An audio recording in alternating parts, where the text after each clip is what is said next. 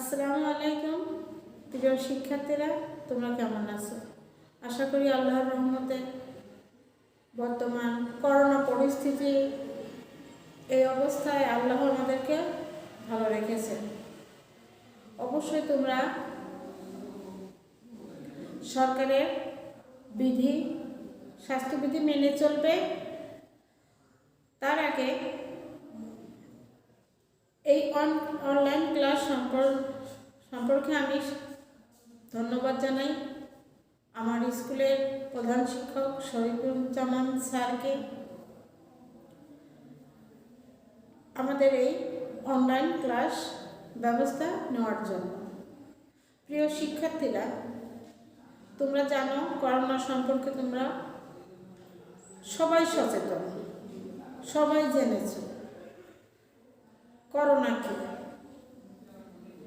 সারা বিশ্বে এখন ভয়াবহ দুর্যোগ।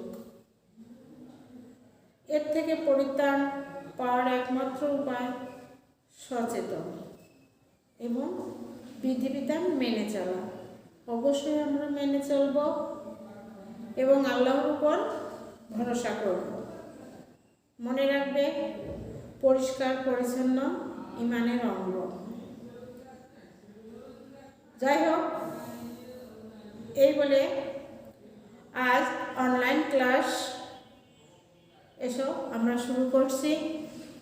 আমি আজ নবম শ্রেণীর বাংলা দ্বিতীয় অর্থাৎ বাংলা ব্যাকরণ সম্পর্কে তোমাদের সঙ্গে আলোচনা করব। বাংলা ব্যাকরণ অনেকেই হয়তো গুরুত্ব দাওনি, কিন্তু জেনে রেখো, বাংলা গ্রামার যে না জানে, গ্রামার যে না শিখে, সে সর্বোচ্চ বোকা। কারণ আমরা বাঙালি, আমাদের মুখের ভাষা বাংলা, আর এই বাংলা সম্পর্কে আমাদের জানতে হবে। বাংলা আমি নবম শ্রেণীর বাংলা দ্বিতীয় পরিচ্ছেদ দ্বিতীয় বাংলা ব্যাকরণ সম্পর্কে তোমাদের সঙ্গে আলোচনা করব। আগে জানব ব্যাকরণ ভাষার স্বরূপ ও প্রকৃতি নিয়ে আলোচনা করতে হয়, যেমন ধ্বনি, শব্দ, বাক্য ইত্যাদি। ধ্বনি, শব্দ, বাক্য ইত্যাদি। তবে আমরা আগে জানব বাংলা ব্যাকরণ সব কিছুরই সৃষ্টি আছে। কত সালে, কত তারিখে আমরা অনেকেই জানি না। আগে আমরা জেনে নিই।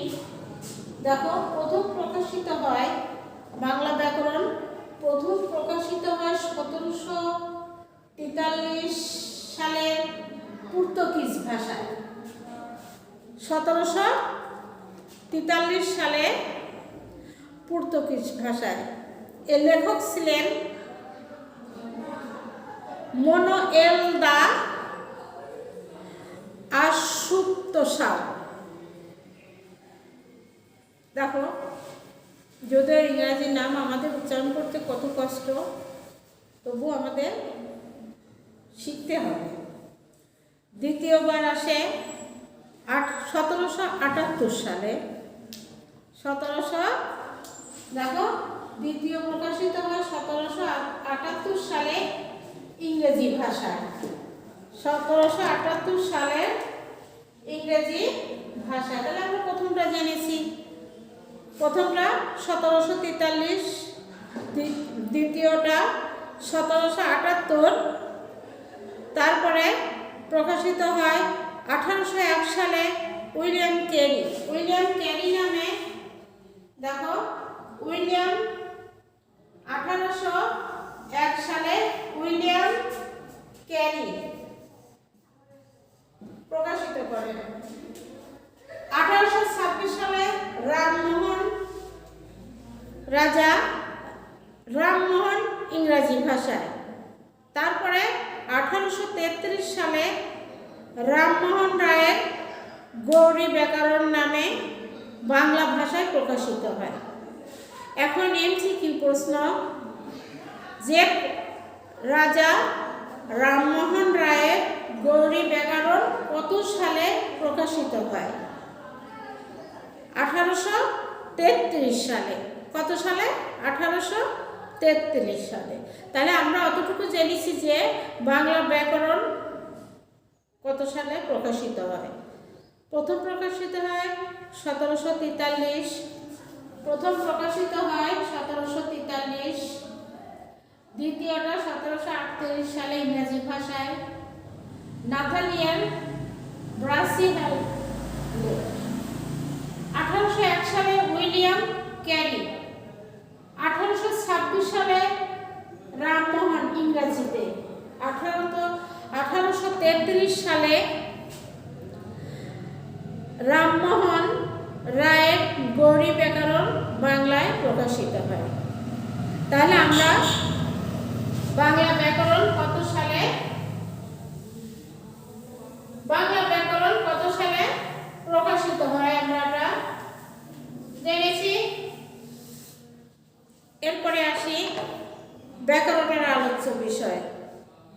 ভাষাকে কেন্দ্র করেই, অর্থাৎ ভাষা হলো বাক্যের সমষ্টি। ভাষা হলো বাক্যের সমষ্টি, আর এই ভাষাকে কেন্দ্র করেই বাংলা ব্যাকরণ। ভাষাকে কেন্দ্র করেই বাংলা ব্যাকরণ। ভাষা হলো ব্যাকরণের সমষ্টি। ভাষা হলো, দেখো প্রিয় শিক্ষার্থীরা, ভাষা হলো বাক্যের সমষ্টি। তাহলে আমরা বাক্যের সমষ্টি কি? বাক্যকে কেন্দ্র করেই, ভাষা বাক্যকে কেন্দ্র করেই এই ব্যাকরণ। আবার শব্দ তৈরি হয় কি দিয়ে? ধ্বনি থেকে। শব্দ তৈরি হয় ধ্বনি থেকে। একদিক থেকে যেমন ভাষার ক্ষুদ্রতম উপাদান হলো ধ্বনি। ভাষার ক্ষুদ্রতম একক হলো ধ্বনি। যেমন ধ্বনি কোনগুলি? ক, খ, গ, ঘ, ঙ। এগুলি কি ধ্বনি? তাহলে এগুলি হচ্ছে কি ভাষার ক্ষুদ্রতম অংশ, বা এই ক্ষুদ্রতম উপাদান হলোই ধ্বনি। এই ধ্বনি, শব্দ, বাক্য প্রত্যেকটি অংশের ব্যাকরণের আলোচ্য বিষয়। যেমন দেখো, আমি লিখি আমার। আমার মানে একটা শব্দ। আমার একটা শব্দ। আমার সোনার বাংলা। আমার সোনার বাংলাদেশ। আচ্ছা, লিখলাম। এখানে দেখো স্বরে একটা আমার, ম একটা ধ্বনি, র একটা ধ্বনি, আর আকার ধ্বনি হচ্ছে ব্যঞ্জন ধ্বনির সংক্ষিপ্ত রূপ। আর এগুলি দিয়ে আমাদের বাক্য তৈরি হয়। তাহলে একটি ধ্বনি, শব্দ, বাক্য প্রত্যেকটি অংশই ব্যাকরণের আলোচ্য বিষয়। এছাড়া শব্দের ও বাক্যের বহু ধরনের অর্থ হয়, যেসব অর্থ নিয়ে ব্যাকরণ আলোচনা করা হয়। ব্যাকরণে এসব আলোচ্য বিষয় বিভক্ত হয় অন্তত 4টি ভাগে। তাহলে ব্যাকরণের আলোচ্য বিষয় কয়টি? এমসিকিউ,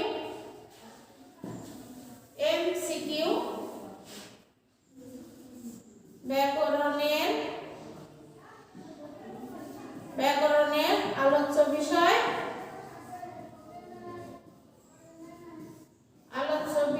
কয়টি? 4টি। আলোচ্য বিষয় 4টি। অবশ্যই মনে রাখবে এমসিকিউ। আর তোমরা মনে রাখবে যে যত এমসিকিউ পারবে এবং এমসিকিউ যার যত বেশি অভিজ্ঞতা হবে এবং পারবে, তার রেজাল্ট তত ভালো হবে। তাহলে ব্যাকরণের আলোচ্য বিষয় কয়টি? 4টি। ধ্বনিতত্ত্ব এক, দেখো এক আসে ধ্বনি ধ্বনিতত্ত্ব, ধ্বনিতত্ত্ব 2, অর্থতত্ত্ব, অর্থতত্ত্ব 3, বাক্যতত্ত্ব 3, বাক্যতত্ত্ব। আর একটা বাকি থাকলো, সেটা হচ্ছে রূপতত্ত্ব। 4, রূপ তত্ত্ব। তাহলে আমরা জানলাম যে ব্যাকরণের কয়টি অংশ, আলোচ্য বিষয় কয়টি? 4টি। ব্যাকরণের আলোচ্য বিষয় 4টি: ধ্বনিতত্ত্ব, রূপতত্ত্ব, বাক্যতত্ত্ব, অর্থতত্ত্ব। এইবার ধ্বনিতত্ত্বটা কি, ধ্বনিতত্ত্ব কাকে বলে এবং ধ্বনিতত্ত্বটা কি? ধ্বনিতত্ত্বের আলোচ্য বিষয় ধ্বনিতত্ত্ব। ধ্বনিতত্ত্বে যা কি কি আলোচ্য বিষয়? ধ্বনিতত্ত্বের মধ্যে আমাদের যে ব্যাকরণের 4টি ভাগ আছে, 4টি ভাগের মধ্যে আলোচ্য বিষয় কোনটার মধ্যে কোনটা আলোচিত হয়। দেখো, ধ্বনিতত্ত্বে লিখিত ভাষায় ধ্বনিকে যেহেতু বর্ণ দিয়ে প্রকাশ করা হয়, তাই বর্ণমালা সংক্রান্ত আলোচনা এর অন্তর্ভুক্ত। আমি প্রথমে তোমাদেরকে দেখিয়েছি যে ধ্বনি ভাষার উপাদান হচ্ছে ধ্বনি, ভাষার একক ধ্বনি বা বর্ণ। ধ্বনিতত্ত্বের মূল আলোচ্য হচ্ছে বাকযন্ত্র, বাকযন্ত্রের উচ্চারণের প্রক্রিয়া, ধ্বনির বিন্যাস, স্বর ও ব্যঞ্জনধ্বনির বৈশিষ্ট্য, ধ্বনিদল বিশিষ্ট। বাকযন্ত্রটা কি? বাক মানে কি? কথা বলা। আর যন্ত্র মানে আমরা যেখান থেকে আমাদের কথাগুলি উৎপন্ন হয়। মানুষের নাক, ঠোঁট, কান, দাঁত, জিহ্বা, অর্থাৎ এত কণ্ঠ, এতটুকু হচ্ছে মানুষের বাকযন্ত্র। এর মাধ্যমে তার ধ্বনিগুলি উচ্চারিত হয়। যেমন ব্যঞ্জনবর্ণ, স্বরবর্ণ। ব্যঞ্জনবর্ণের সংক্ষিপ্ত রূপকে কি বলি? স্বরবর্ণের সংক্ষিপ্ত রূপকে আমরা কি বলি? স্বরবর্ণের সংক্ষিপ্ত রূপকে কার বলে? আর ব্যঞ্জনবর্ণের সংক্ষিপ্ত রূপকে ফলা বলে। উচ্চারণের স্থান। আমরা যখন আমাদের ধ্বনিগুলি উচ্চারিত করি তখন কোথায়? ক এক জায়গায়, চ এক জায়গায়, সেটা ওষ্ঠ, তালু, দন্ত, জিহ্বা ও মূল, ঠোঁট, নাসিকা। যেমন 5টি অক্ষর আছে: ইং, উং, দন্তেন্য, মূর্ধন্য, ম। এই 5টি হচ্ছে নাসিকা বর্ণ, নাক ছাড়া উচ্চারিত হবে না। ত, থ, ক, খ ইত্যাদি। ধ্বনির বিন্যাস, এগুলি নিয়েই আমাদের ধ্বনিতত্ত্বে আলোচিত হয়। দ্বিতীয়টা আসে রূপতত্ত্ব। রূপ, আমরা কি জানি? রূপ মানে কি? পরিবর্তন। রূপ মানে পরিবর্তন। রূপতত্ত্বের শব্দ ও তার উপাদান নিয়ে আলোচনা করা হয়। এই আলোচনায় বিশেষ্য, সর্বনাম, বিশেষণ, ক্রিয়া, ক্রিয়া বিশেষণ ইত্যাদির স্থান পায়। বিশেষ গুরুত্ব পায় শব্দ নির্মাণ ও পদবিন্যাসের প্রক্রিয়ায়। তাহলে আমরা রূপে কি পেয়েছি? বিশেষ্য, বিশেষণ, সর্বনাম, ক্রিয়া, ক্রিয়া বিশেষণ। আর বিশেষ করে আমরা আমাদের এমসিকিউতে যদি থাকে যে রূপতত্ত্বে বিশেষ গুরুত্ব দেয় কোন দুটিতে? শব্দ নির্মাণ ও পদ নির্মাণ প্রক্রিয়া। শব্দ নির্মাণ ও পদ নির্মাণ প্রক্রিয়া। এমসিকিউ। বাক্যতত্ত্বটা কি? বাক্যতত্ত্বে বাক্য নিয়ে আলোচনা করা হয়। বাক্যের নির্মাণ এবং এর গঠন বাক্যতত্ত্বের মূল আলোচ্য। বাক্যের মধ্যে পদ ও বর্গ কিভাবে বিন্যাস হয় বাক্যতত্ত্বে তা নির্ণয় করা হয়। তাছাড়া এক ধরনের বাক্যকে অন্য ধরনের বাক্যে রূপান্তরিত, বাক্যের বাচ্যে উক্তি, বাক্তত্ত্বের আলোচনা করে, কারক বিশ্লেষণ করে, বাক্যের যোগ্যতা, বাক্যের উপাদান, লোক, জ্যোতিচিহ্ন। জ্যোতিচিহ্নটা যেমন আমরা যখন বাক্য ব্যবহার করি, আমরা এক নিঃশ্বাসে কোনো কথাই বলতে পারবো না, সেখানে দাড়ি, কমা, সেমিকলন, কোলন, ড্যাশ, জিজ্ঞাসাবাচক চিহ্ন, আশ্চর্যবোধক চিহ্ন ইত্যাদি ব্যবহার করতে হয়। সেটা বাক্যতত্ত্বে প্রয়োজন হয়। এরপরে আসি অর্থতত্ত্ব।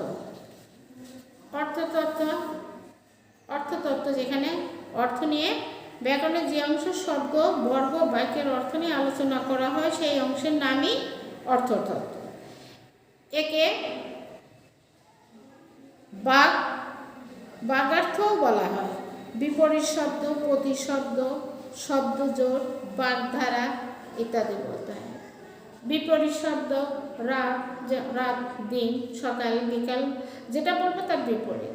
সমর্থক শব্দ যেমন আমরা চাঁদকে কি বলি? চাঁদ, চন্দ্র, শশী, শশীধর ইত্যাদি। একই শব্দ, বিভিন্ন শব্দের একই রূপ।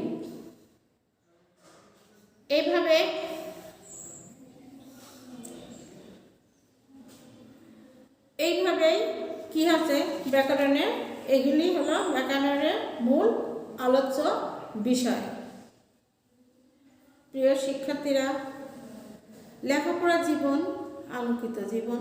লেখাপড়া ছাড়া কোনো জাতির উন্নতি হতে পারে না। আর লেখাপড়া নিয়ে তুমি ভাববে, অবশ্যই তুমি উচ্চ শিখরে উঠতে পারবে।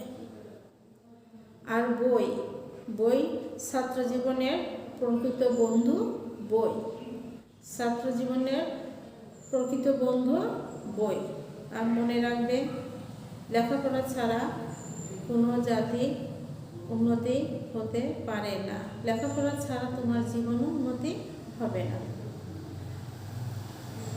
আজকে সামান্য আলোচনা করলাম ব্যাকরণের আলোচ্য বিষয়। মনে রাখবে, ব্যাকরণের আলোচ্য বিষয় 4টি। ব্যাকরণের যেমন ধ্বনিতত্ত্ব, রূপতত্ত্ব, অর্থতত্ত্ব ও বাক্যতত্ত্ব। এগুলো অবশ্যই মনে রাখবে। এই বলে আজ সবাই সুস্থ থাকো, আল্লাহকে স্মরণ করবে, 5 ওয়াক্ত নামাজ পড়বে এবং নিয়মিত লেখাপড়া করবে।